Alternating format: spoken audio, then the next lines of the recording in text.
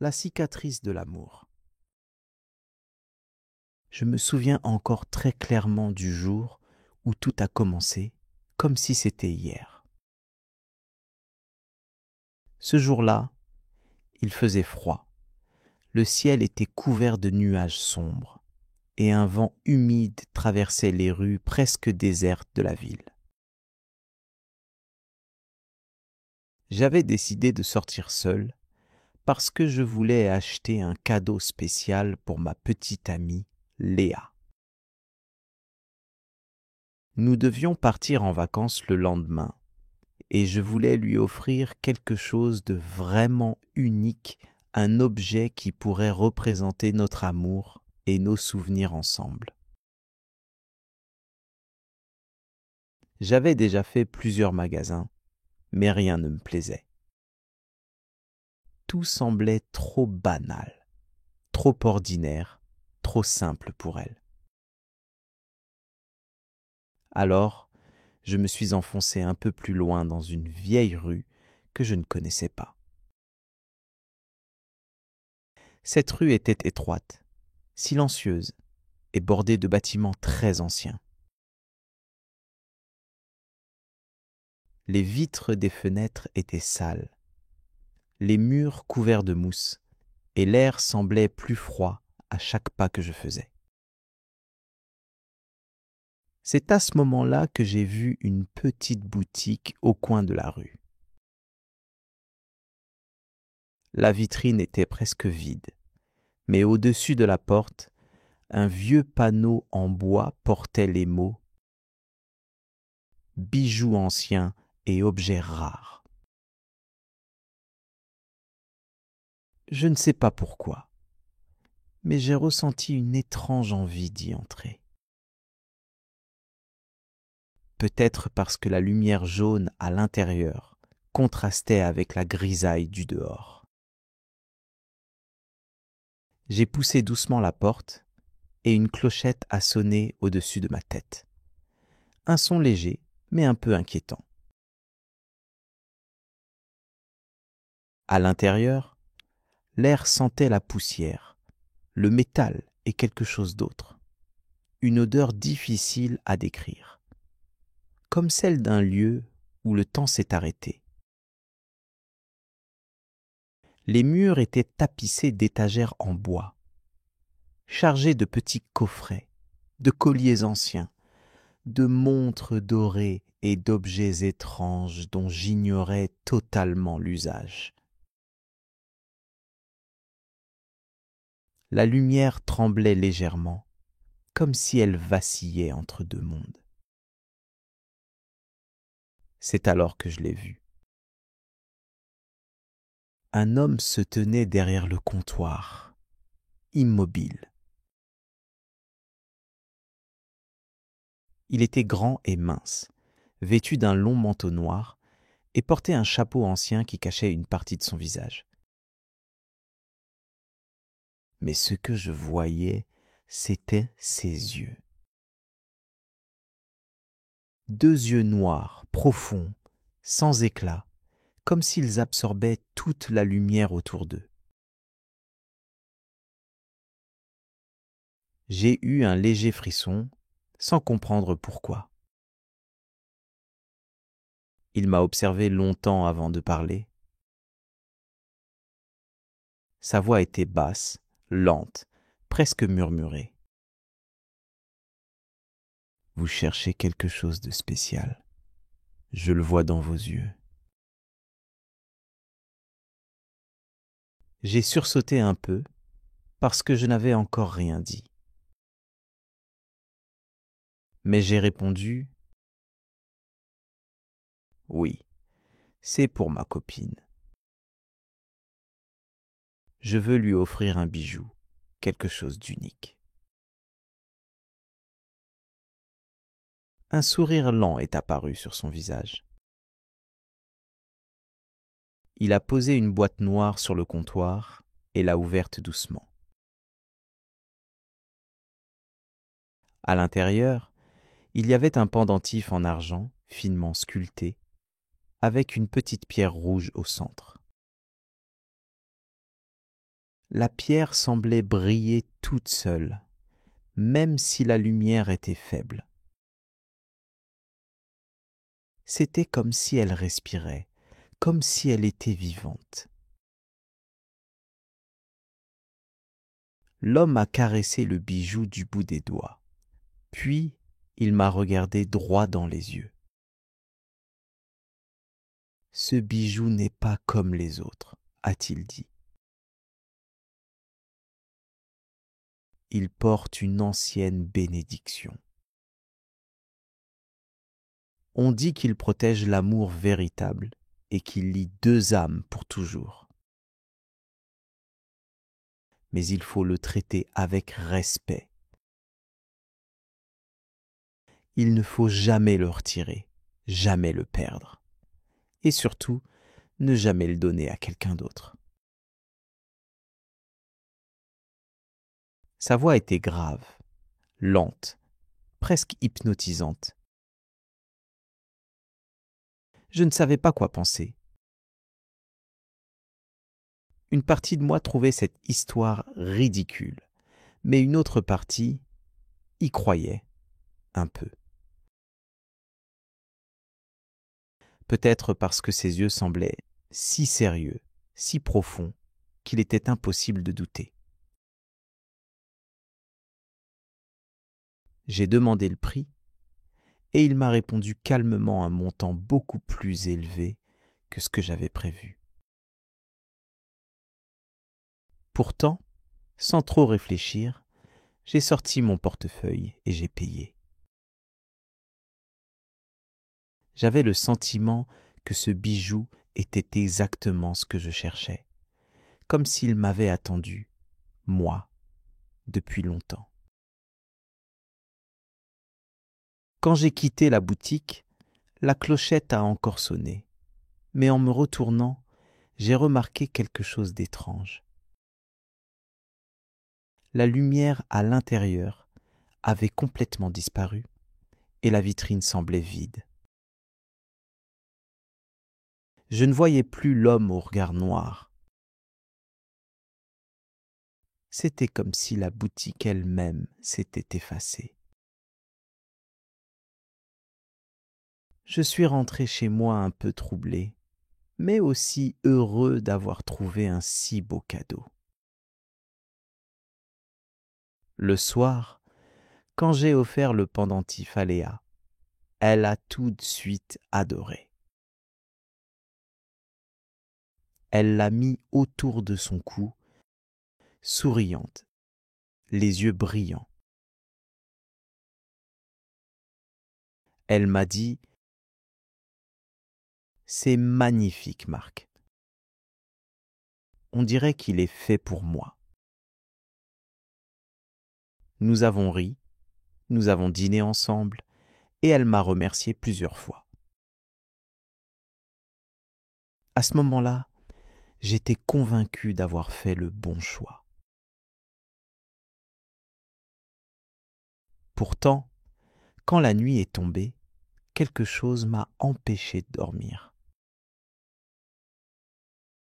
Je n'arrivais pas à oublier le regard de cet homme, ni sa voix lente et grave. Dans ma tête, ces mots tournaient encore et encore. Ne le retirez jamais, jamais. Je me suis endormi tard, et avant de fermer les yeux, j'ai cru entendre, dans le silence de ma chambre, un léger tintement de clochette, comme celle de la boutique. Le lendemain matin, le soleil brillait fort, et tout semblait normal. Léa et moi étions excités, car c'était le début de nos vacances tant attendues. Nous allions passer une semaine au bord de la mer, dans un petit village tranquille du sud, loin du bruit, loin des gens, juste tous les deux. Elle portait fièrement le pendentif que je lui avais offert la veille, et chaque fois que la lumière du soleil touchait la pierre rouge, celle-ci scintillait comme une petite flamme vivante.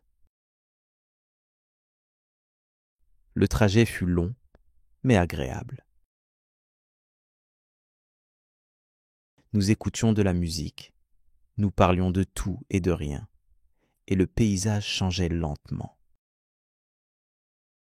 Les grands immeubles disparaissaient, remplacés par des champs, puis par la mer au loin. Léa riait beaucoup, et je me disais que rien ne pouvait nous arriver.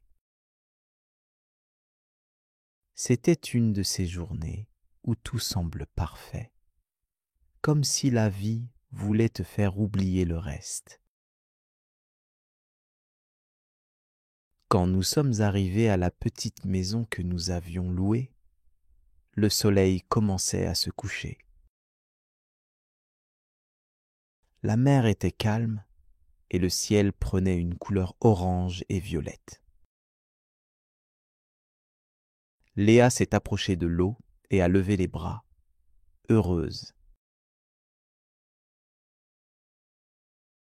Elle criait : « C'est magnifique, Marc.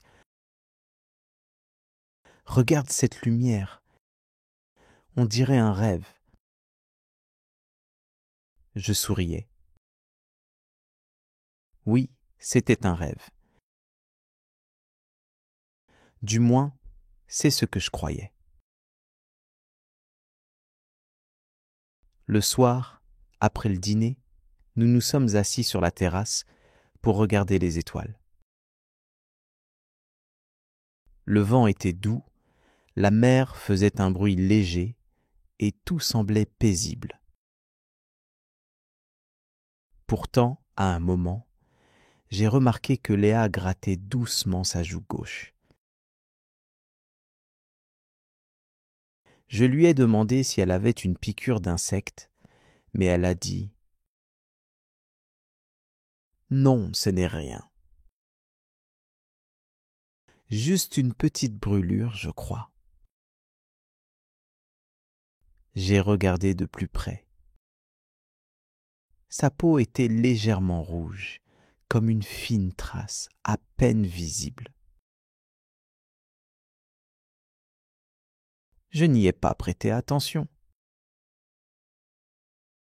Mais le lendemain matin, la marque était plus grande. Elle formait une ligne mince, presque droite, juste sous son œil. Je me suis inquiété. « Tu veux qu'on aille à la pharmacie ?» Elle a ri doucement et a répondu : « Non, ce n'est pas grave. C'est peut-être le soleil ou le sel de la mer. » Mais la marque continuait à s'agrandir. Et chaque jour, elle devenait plus rouge, plus profonde, comme une cicatrice qui voulait s'ouvrir. Léa commençait aussi à changer. Elle souriait moins, dormait peu, et parfois, la nuit, elle se réveillait en sursaut, le regard vide. Une fois, elle m'a dit d'une voix tremblante : « Marc, j'ai encore vu cet homme, celui de la boutique. Il était là, dans mon rêve. Il ne parlait pas, mais il me regardait avec ses yeux noirs. » Ces mots m'ont glacé le sang. Je voulais la rassurer, lui dire que ce n'était qu'un cauchemar, mais au fond, moi aussi je revoyais ce regard. Et chaque fois que je regardais la pierre rouge autour de son cou, j'avais l'impression qu'elle brillait un peu plus fort, comme si elle respirait. Le 5e jour, tout a basculé. Je me suis réveillé tôt, le ciel était gris et la mer agitée. J'ai appelé Léa, mais elle ne répondait pas. La chambre était vide, la porte ouverte, et le vent faisait bouger les rideaux. Sur la table de nuit, le pendentif reposait, cassé en deux. La pierre rouge avait perdu sa lumière. J'ai cherché partout. Sur la plage, dans le village, dans les bois autour de la maison. Personne ne l'avait vue. J'ai appelé la police, mais ils n'ont trouvé aucune trace. Pas de pas, pas de vêtements, rien. Léa avait disparu, comme si elle s'était simplement effacée. Les jours suivants furent terribles. On m'a interrogé plusieurs fois. On m'a dit qu'elle avait peut-être voulu partir seule, qu'elle avait besoin de temps. Mais je savais que non. Léa n'aurait jamais fait ça. Elle aimait trop la vie, et elle m'aimait aussi. Alors pourquoi aurait-elle laissé son bijou ? Je suis rentré chez moi seul, le cœur vide. Les semaines ont passé, puis les mois. J'essayais de reprendre une vie normale, mais quelque chose avait changé. Une nuit, en me brossant les dents, j'ai levé les yeux vers le miroir et j'ai vu une fine marque rouge sur ma joue gauche, exactement à l'endroit où Léa avait sa cicatrice. Au début, j'ai cru que c'était mon imagination. Mais la marque ne partait pas. Au contraire, chaque année, à la même date que le jour de sa disparition, elle devenait un peu plus grande, un peu plus visible. Et ce n'est pas tout. Parfois, quand je marche dans la rue, je ressens un froid soudain, comme si quelqu'un me suivait. Quand je me retourne, je ne vois rien. Mais dans le reflet d'une vitrine, d'un rétroviseur ou d'une fenêtre, j'aperçois parfois une silhouette noire, immobile, avec un chapeau ancien. Et 2 yeux sombres, profonds, qui me regardent. Je n'ai jamais retrouvé Léa. Je n'ai jamais revu cette boutique non plus. Peut-être qu'elle n'a jamais vraiment existé. Peut-être que tout a commencé avec ce regard noir qui ne m'a jamais quitté,